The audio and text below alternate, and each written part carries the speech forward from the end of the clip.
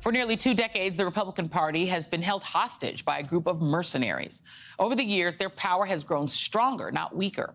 Today, in the wake of a Trump presidency, they continue to show that they pledge allegiance to no one, and they will not be badgered into submission.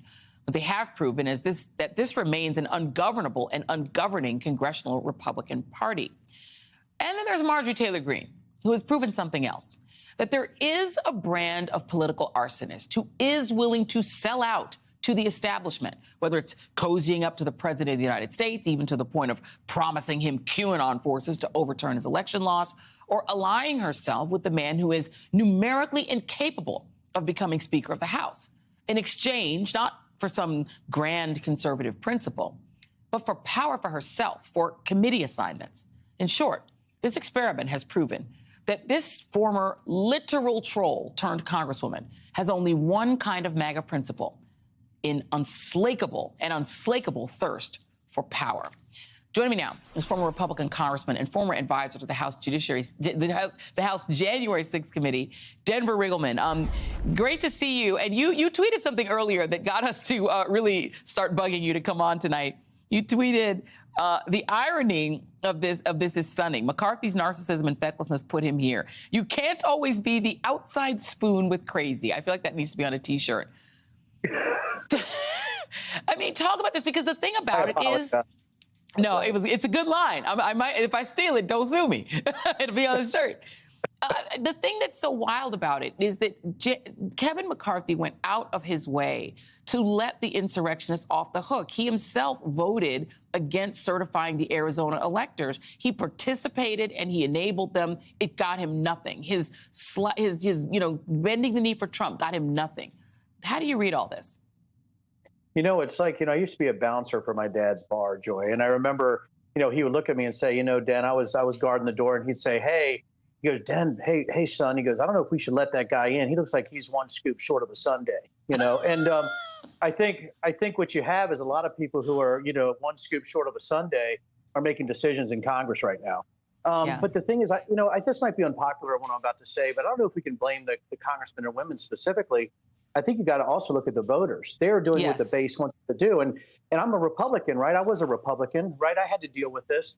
And what I'm seeing are fundraising. There are fundraising emails going out right now, Joy, from those 20 individuals trying to raise money on the fact that they're somehow like holding on to this mantle of decency to go against McCarthy, and even ending their emails with appeal to God. So I think what you have here is really a combination of the base and individuals who want power and TV time.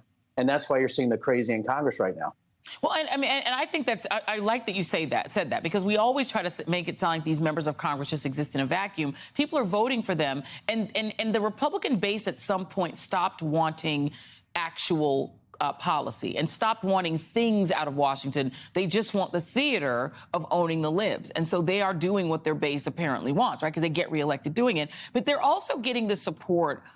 Let me just put this up. There was a group of 26 conservatives who put out a letter backing this. And it's not regular Joe Average voters. It's people like Ginny Thomas.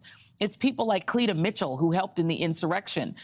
It's Jenny Beth Martin, the co-founder of the Tea Party Patriots, who was at the Stop the Steal rally. Brent Bozell, this guy who does this right-wing media research thing. You can go on. Ed Meese III, Reagan's Attorney General. So there's a group of people who are serious, right-wing people who are now backing this effort. What do you make of that? Well, they still think that, that they have this sort of permission, even though they are election deniers, maybe helped in planning. I mean, look at Cleta Mitchell and Jenny Thomas. I mean, it's just incredible that they have no shame in going out there now to go against McCarthy. No shame. And it shows that, we have a diseased system. The two-party system is diseased, but the whole right, the far right is in a hold my beer moment right now. So the issue is that you have the CAP doing this, the Conservative Action Project, I believe, right? And the people that you see on there, you have Frank Gaffney on there too, Joy. I mean, you got people on there that are, no kidding, Stop the Steal adherents.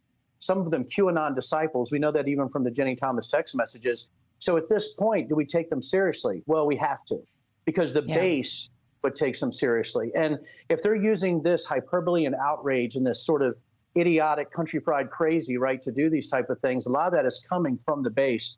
And I just want people to realize that there are a lot of voters out there who believe that this is the right thing. And to That's right. somehow to dismiss them or to minimize them, I think is a humongous mistake. And I've been saying that for 2 years, and you know that. It's a humongous mistake. Absolutely. Are there enough of what used to be norm-core Republican voters, people like my father who leaned, is very Reaganite, who want something else? Are there enough of those voters left in the Republican base to form something else? Because I know that there have been some Republicans who are trying to ease out of the party and think about it. It just feels like a third party is so hard to form and get enough support for. Is this just what the Republican Party is until it just basically dies? This is what it is, but it isn't going to die. So I would say no, there's not enough voters. And I think a third party right now might be great, but I think the crazies are looking for a split. And I think it's going to be very difficult for a third party right now. Yeah, it's a wild world we live in, man. Well, thank you for being here, and thank you for letting me use your great saying on a T-shirt one day. So thank you, Denver. Can't be the outside spoon with crazy. Don't do that. Can't be the outside spoon with crazy. It's a good one. Your name should be on the shirt if somebody makes it. Thank you very much, former Congressman Denver Riggleman. Cheers.